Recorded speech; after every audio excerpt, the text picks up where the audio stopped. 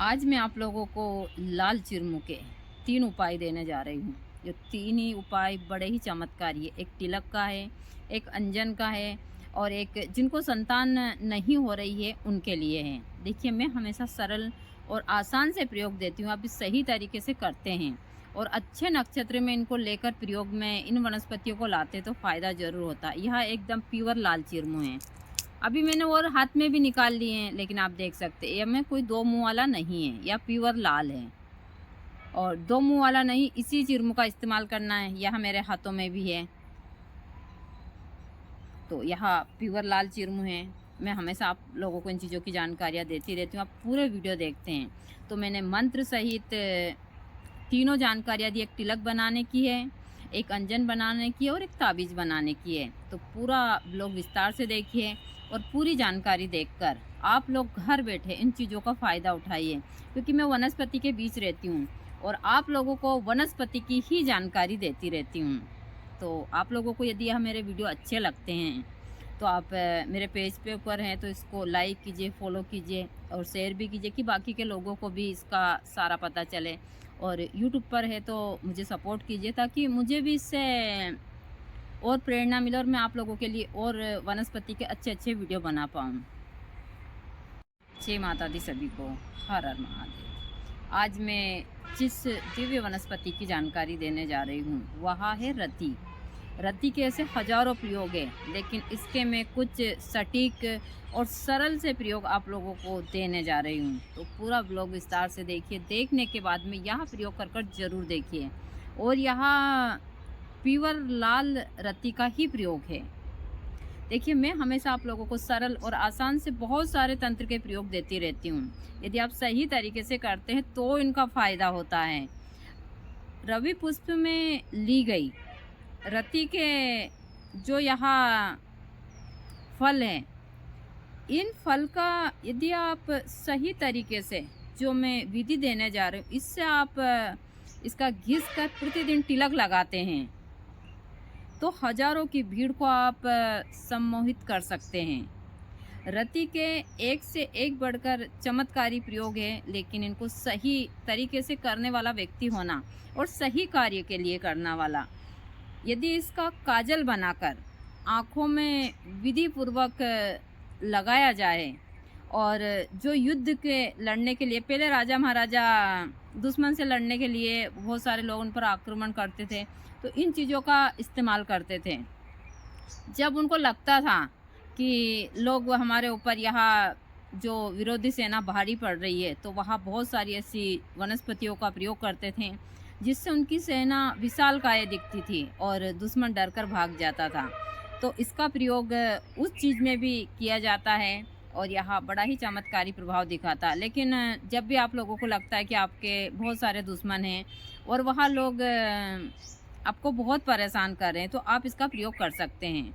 इसका काजल बनाना होगा आपको रवि पुष्प नक्षत्र में, और काजल बनाने के बाद में जब भी उसका अंजन कर कर आप उस व्यक्ति के सामने जाते हैं, तो वह व्यक्ति आपको देखकर ऐसे ही भग जाता है। जिन व्यक्ति को पुत्र की चाह होती है, वह लोग भी इस रति का प्रयोग कर सकते हैं, यानी कि लाल गुंजा का। जो रवि पुष्प या गुरु पुष्प या ग्रहण काल में ली हुई लाल गुंजा की जड़ और इसके जो है फल है, इनका इस्तेमाल यदि आप जिनको संतान नहीं है और जिनको पुत्र की लालसा है, वह लोग भी इसका प्रयोग कर सकते हैं। इसको आपको रवि पुष्प नक्षत्र में लेना है। लेने के बाद में मैं अभी आप लोगों को सबके मैं एक ही मंत्र दूंगी, उस मंत्र से अभिमंत्रित कर कर आप लोग उस जिस महिला को बच्चा नहीं है या फिर उसको बेटी है बेटा नहीं है, तांबे के ताबीज में भरकर रवि पुष्प नक्षत्र में या गुरु पुष्प नक्षत्र में उसकी कमर में धारण करवा दीजिए। यदि आपने सही योग और सही नक्षत्र में उसको धारण करवा दिया तो 9 महीने के बाद वह एक आपके कुल दीपक को जन्म देगी, चाहे वह बेटा हो या बेटी हो। मैं हमेशा आप लोगों को सरल और आसान से प्रयोग देती हूँ। इसका अंजन करना या फिर बहुत सारी चीज़ें हैं, और इन कार्यों को मैं हमेशा बताती हूँ, कमज़ोर दिल वाले व्यक्ति तंत्र के क्षेत्र में कभी ना आए, क्योंकि तंत्र के क्षेत्र में हमेशा खतरा होता है, ऐसा नहीं है। यह चीज़ें आज मैं इसलिए बोल रही हूँ कि बहुत सारी ऐसी वनस्पतियाँ हैं जो हम जब प्रयोग करते हैं तो बहुत सारी चीज़ें होती है, तो हमारे अंदर वह चीज़ें होनी चाहिए, हर चीज़ को सहन करने की क्षमता होनी चाहिए। वरना कहते हैं ना कि खाली घड़ा छलकता बहुत। इसका प्रयोग तो मैंने भी किया है। मैं इसका प्रयोग आँखों के लिए करती हूँ, लेकिन मैं वह चीज़ें आप लोगों को नहीं, क्योंकि मैं इन चीज़ों को सहन कर सकती हूँ। जैसे कि गुरुजी के बाद में मेरी आँखों के ऊपर भी झिल्ली चढ़ गई थी। अब हल्की-सी थोड़ी-सी और बची है और मैंने सिर्फ़ 2 बार प्रयोग करा है, सत्य तो यहाँ भी है।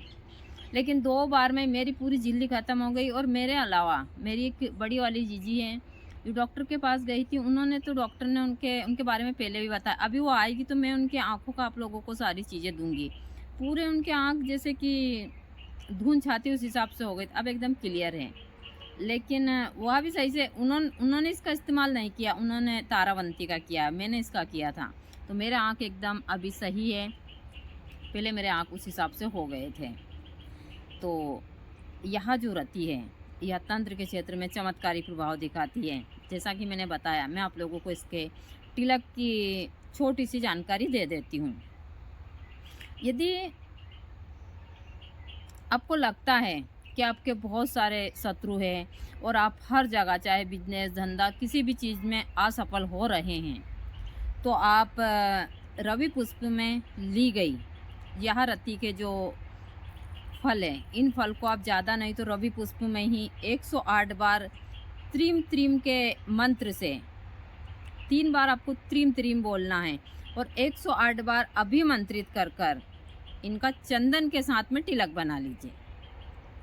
और आप उस तिलक को जितना आपसे हो सके उतना अभिमंत्रित कर कर, यदि आप प्रतिदिन अपने माथे के ऊपर इसका तिलक लगाते हैं, तो यह हर एक क्षेत्र में चमत्कारी प्रभाव दिखाता है। ऐसी बहुत सारी वनस्पतियां हैं, यदि आप इनका सही तरीके से प्रयोग करते हैं तो फ़ायदा ज़रूर होता है। जैसे मैं हमेशा बताती हूँ कि प्रत्यक्ष दिखती है। जिन महिलाओं को संतान की प्राप्ति नहीं होती है, यह प्रयोग उनके लिए है। मैं तीनों प्रयोग एक साथ ही दे देती हूँ। जैसे कि आप तिलक बनाना है तो आपको त्रीम त्रीम मंत्र का जाप करना है, 3 बार त्रीम त्रीम मंत्र बोलना है, फिर स्वाहा बोलना है। दूसरा, आप लोगों को आपको किस प्रकार मैं बता देती हूँ, फिर बोलोगे कि माता जी ने बताया नहीं, और इन्हीं कारण वीडियो लंबा होता है और आप लोग देखते नहीं हो। मंत्र ओम त्रीम त्रीम त्रीम नमः यदि आप जाप कर रहे हैं तो आप रुद्राक्ष की माला से जाप कर सकते हैं, स्फटिक की माला से भी जाप कर सकते हैं, और आप लाल मूंगे की माला से भी जाप कर सकते हैं।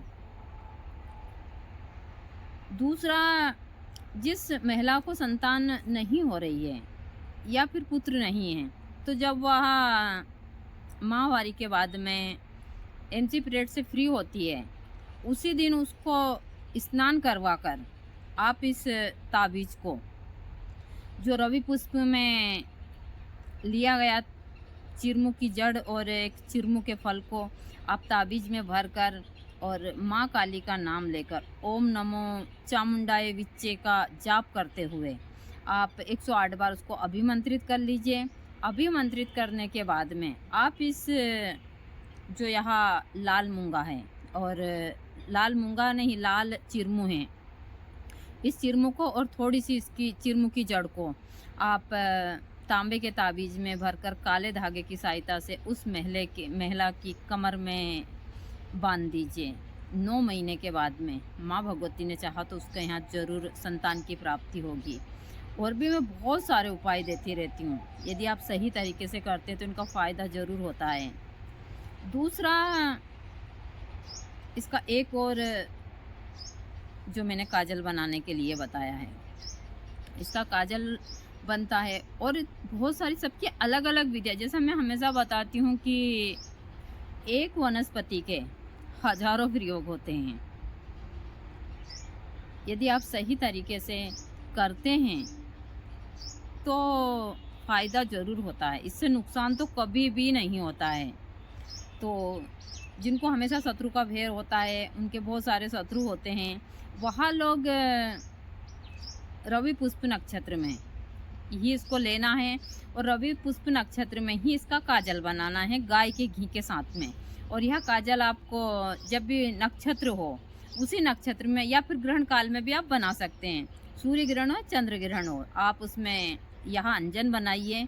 और जब इस अंजन को आप बनाते हैं तो आप दक्षिण दिशा में मुंह कीजिए, आसन लगाइए। आसन लगाकर एक पटले के ऊपर आप यह जो चिरमुन को अच्छे से बांट कर और आप जो रुई होती है नांगनमन का कपास या कोई सी भी रुई ले सकते हैं, उस रुई में अच्छे से इनको मल कर और गाय के घी के साथ में आप काजल बनाइए। आप भी आसन लगाकर वहीं बैठ जाइए। ओम नमः शिवाय का जाप जब तक काजल बनता है तब तक आप इस जाप को करते रहिए। आप बगलामुखी का भी जाप इसके साथ साथ कर सकते हैं क्योंकि वह भी शत्रु के लिए काफ़ी प्रभावशाली है।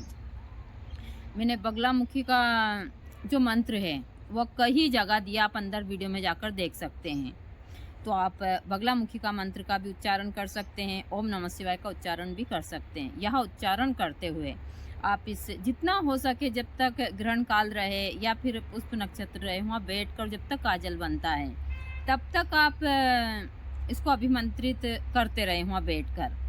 जब काजल बन जाए तो इसको एक डिब्बी में भरकर रख लें। जब भी आप कहीं जाएं तो इस मंत्र को ज़्यादा नहीं तो आप 11 बार बोले और अपनी आँखों में हल्का सा काजल लगाकर चले जाएं।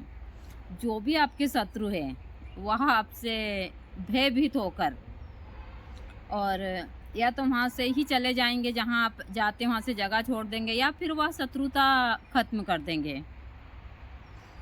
मैं हमेशा आप लोगों को बहुत ही सरल और बहुत आसान से प्रयोग देती हूँ। इसके हजारों प्रयोग हैं और सब एक से बढ़कर एक हैं।